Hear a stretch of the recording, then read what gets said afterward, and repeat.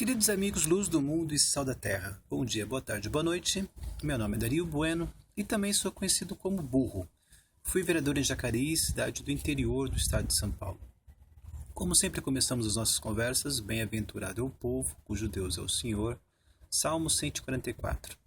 E a grande promessa do Evangelho, se você tiver a fé do tamanho de um grão de mostarda, nada lhe será impossível. E um presente de um grande amigo meu, Oséias capítulo 4, versículo 6, por falta de conhecimento, foi destruído o meu povo. Estamos aqui mais uma vez, no nosso novo ciclo de conversas. Fascismo à luz do Estatuto, creio que é importante, porque essa efervescência que o Brasil está vivendo, se vai ter impeachment, se não vai ter impeachment, o fato novo, hoje é o primeiro dia que o PMDB está fora do governo nacional, Isso é surpreendente, Isso em 30 anos. A primeira vez que a gente tem o PMDB rompido com o governo. Claro que tem a expectativa de que o impeachment seja bem sucedido para que o atual vice-presidente Michel Temer assuma a presidência, Então, o PMDB deixa alguns cargos, com a expectativa de ganhar todos, Mas, assim, isso é bom, Isso é uma bênção, isso é um presente de Páscoa que o Brasil recebeu e a gente precisa agora vigiar e orar para que a gente possa dar o melhor rumo para o país, E, assim, parece que isso é promissor porque, o PMDB é a peça mais nociva que o Brasil teve, desde a nossa reabertura, Se a ditadura, militar, como o pessoal diz, o regime militar foi ruim, a democracia como PMDB, não foi muito satisfatória, sempre atrasando os projetos mais ousados, mais inovadores para o futuro do Brasil. Mas, que bom, Vamos estar unidos aí, não vamos permitir que o golpe aconteça, E, como diz o Evangelho, nada ficará escondido, Então, que bom, Vamos vigiar e orar e pedir sempre inspiração do Espírito Santo para todos os brasileiros e para os nossos governantes, Estamos falando então sobre fascismo, Porque em momentos assim de efervescência política nós temos um vício, já antigo que a gente precisa refletir para que a gente não possa ficar reproduzindo narrativas prejudiciais, desnecessárias e desastrosas, Então, o vício que nós temos é sempre acusar o outro, o adversário de fascista, Nós não temos conhecimento muito claro, muita clareza sobre o que é fascismo, o que é fascista, mas a única certeza que a gente tem é que isso é uma agressão, é uma ofensa, E a gente precisa, assim, já que é uma herança, os conflitos, a gente precisa diminuir o impacto, e a permanência, os desdobramentos desses conflitos que herdamos, Então a gente já leu o artigo 1º, o artigo 2º, o artigo 3º, A gente viu que o artigo 3º é um abismo, E o 4º, ele também continua sendo intrigante, Intrigante, artigo 4º do Estatuto do Partido Nacional Fascista. O fascista compreende a vida como dever, elevação, conquista e deve haver sempre presente o mandamento do Duce: acreditar, obedecer e combater. Bom, desses 4 artigos que a gente já leu, eles correspondem praticamente a 10% do Estatuto.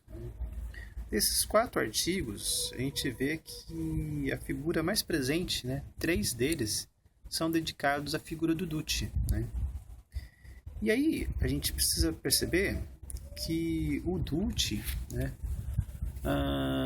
ele é, como diz o artigo 2º, ele é o cabeça do partido, né? E assim, e todo o estatuto leva a ideia de uma disciplina, né, que assim as pessoas aceitem a condução do Dutti, né? O Dutti é um líder, mas não é simplesmente um líder, né? Ele é assim, ele é incensado, né, de uma maneira até um pouco mística, né, mistificado o Dutti, né? E é interessante porque assim a gente percebe que assim os elementos do fascismo, né, é o Dutti e a milícia, né? O Dutti e a milícia unidos no propósito de defender e fortalecer a revolução fascista, né? Então aí assim é uma soma de ingredientes que você não pode, né, chamar ninguém de fascista, nenhum movimento de fascismo, se você não identificar, né, assim, esse conjunto de elementos que caracteriza o fascismo, né, como está descrito aqui no estatuto. Mas assim, né, mais palavras abismos, né, porque compreende a vida, né, compreender a vida. O fascista compreende a vida. O estatuto do partido, né, dá uma noção assim filosófica, assim transcendental para o partido, né? Assim, então compreende a vida como dever, elevação, né? Que tipo de elevação é essa, né? Dever é mais fácil da gente compreender, né? A questão da disciplina mesmo, né? Agora, elevação, conquista, né? A gente também já entende que conquista é conquistar o poder, é conquistar mais hegemonia, né? Mais territórios, né? A gente, né, compreende isso, mas elevação, né? Compreender a vida como dever, elevação e conquista, né? E deve haver sempre presente o mandamento do Dutti: acreditar, obedecer, né, e combater. Então é um partido, né, de reflexão e de ação, né? E acreditar em quê? Né? Acreditar na Revolução Fascista, acreditar no mandamento do Dutti, né? Acreditar na Itália, que é um projeto recente, né? E a gente não pode esquecer que o Dutti é uma figura paralela, né, ao rei, né? A Itália unificada, ela não é uma república, ela é uma monarquia, né? Tem o Vítor Emanuel III ali, né? E o Dutti, de uma certa maneira, ele assume a responsabilidade para si, né? E tanto administrativa quanto simbólica, né? Ele tem uma, sabe assim, uma presença, né? Uma relação com a população italiana, né? Maior que o rei, né? Assim, não anula o rei, porque não destitui a figura do rei, mas o Dutti está ali, né? É um primeiro-ministro, um super primeiro-ministro, né? Então, isso já deixa, assim, né, uma ideia um pouco mais objetiva, né, do que seria o fascismo, mas também não muito suficiente, não muito completa, né? Mas a gente vê que, então, assim, os elementos do fascismo, do fascista, é a milícia, né? A gente vê aí vários partidos aí com grande hierarquia, né? E com pessoas que pretendem ser Dutti, mas não tem a milícia. Então, se você não tem milícia, você não tem um partido fascista, você não tem um movimento fascista. Assim, se você tem Dutti, não tem milícia, não tem partido fascista. Se você tem milícia, né? E aí, como é que você vai ter milícia sem Dutti, né? Assim, um movimento espontâneo de pessoas que expressam a própria opinião, que às vezes essas opiniões convergem com outras opiniões, que têm afinidades com figuras expoentes, né? Mas ninguém está ali numa relação de obedecer, né? E de acreditar, né, em tudo que essa pessoa fala. Então você não tem essa característica de fascista, né? Pessoas combativas, né? Sempre existem as pessoas que defendem as próprias ideias, né? E é salutar que exista isso, né? Sempre, né? Então, assim, pessoas que pretendem, né, mudar o mundo, né? Trazer um mundo para um ambiente melhor, né? Que bom que exista isso, né?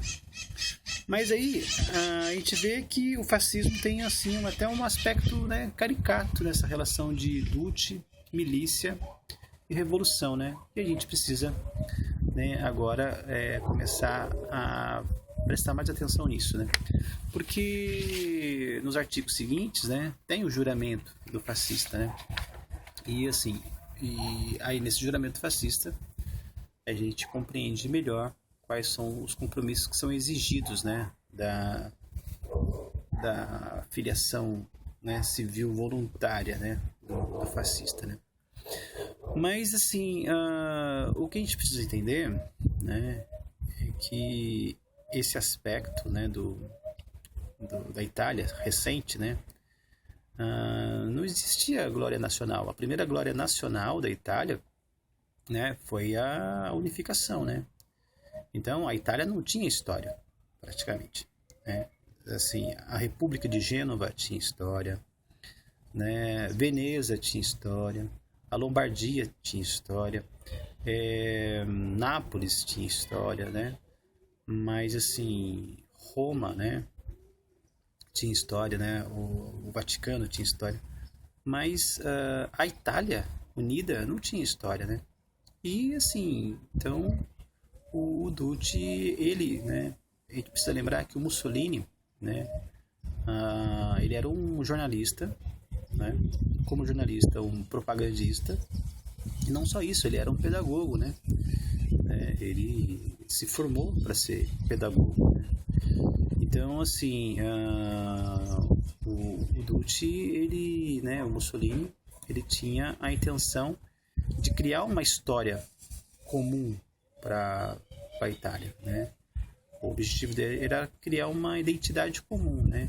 E isso, né, muito complicado, muito interrompido pelos acontecimentos internacionais, né? Assim, a Primeira Guerra Mundial traumatizou toda a Europa, né? Todos os países ali envolvidos, né? A Itália tinha muito mutilados e feridos de guerra, que assim o governo não conseguia dar atenção, né, para esses ex-combatentes, né? E assim, e o Mussolini, né, ele começa a criar, né, uma mística de orgulho nacional de Itália, né, um projeto novo, né, uma Itália unificada, né? Primeiro, né, dando assim atenção, né, para esses combatentes, né, soldados e oficiais da Primeira Guerra. E assim, isso ele vai aglutinando, né, assim, aí um comportamento bastante militarizado. Agora, o pedagogo, o Duce, né, ele começa a resgatar a história do Império Romano, né, porque antes, né, dos grupos fragmentados, né, da península, o que unia, né, os italianos era o Império Romano, né. Só que não é muito, né, assim, é a história, né, mas assim teve a sua função de criar um orgulho nacional, né, de união, fortalecer essa união, teve, mas assim de uma maneira também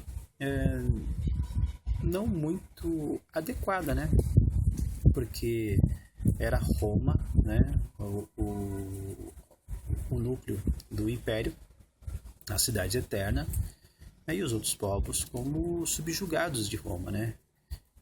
E como criar uma história nova de unificação, né, de uma igualdade, né, entre os italianos, né? Porque assim eles guerreavam entre si, né? Eles não só tinham línguas diferentes, né, mas tinham, né, uma ideia diferente das coisas, né, e guerreavam entre si, né? Então, gente, Caris que Alicia, para todos vocês, isso é Graça e Verdade, e a gente continua falando, tá? Com respeito e doçura, sobre esses outros assuntos, né? E porque do Pai, né? O universo, o dinamismo é mais elevado à honra, né? Assim seja para o bem do nosso querido Brasil.